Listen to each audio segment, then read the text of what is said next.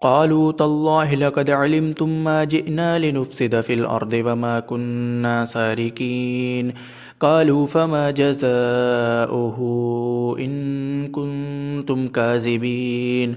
قالوا جزاؤه من وجد في رحله فهو جزاء كذلك نجزي الظالمين. فبدأ بأوعيتهم قبل وعاء أخيه ثم استخرجها من وعاء أخيه كذلك كدنا ليوسف ما كان ليأخذ أخاه في دين الملك إلا أن يشاء الله نرفع درجات من نشاء وفوق كل ذي علم عليم. قالوا إن يسرق فقد سرق أخ له من قبل فأصرها يوسف في نفسه ولم يبدها لهم. قال أنتم شر مكانا والله أعلم بما تصفون.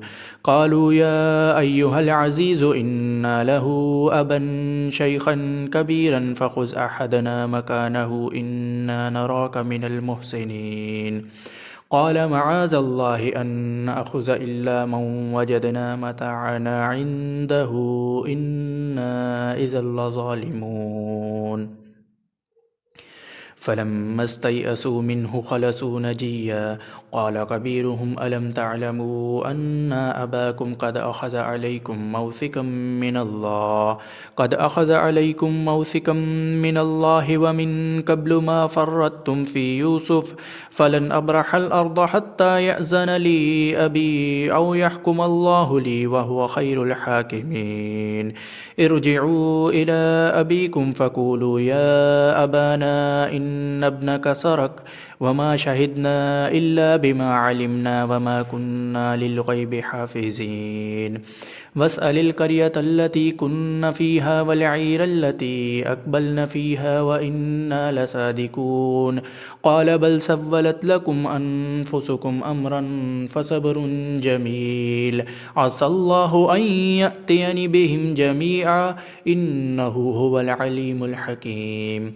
وتولى عنهم وقال يا أسفا على يوسف فابيضت عيناه من الحزن فهو كظيم.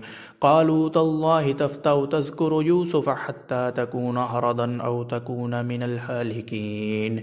قال إنما أشكو بثي وحزني إلى الله وأعلم من الله ما لا تعلمون. يا بني يذهبوا فتحسسوا من يوسف وأخيه ولا تيأسوا من روح الله إنه لا ييأس من روح الله إلا القوم الكافرون. فلما دخلوا عليه قالوا يا أيها العزيز مسنا وأهلنا الضر وجئنا ببضاعة مزجاة فأوف لنا الكيل وتصدق علينا إن الله يجزي المتصدقين.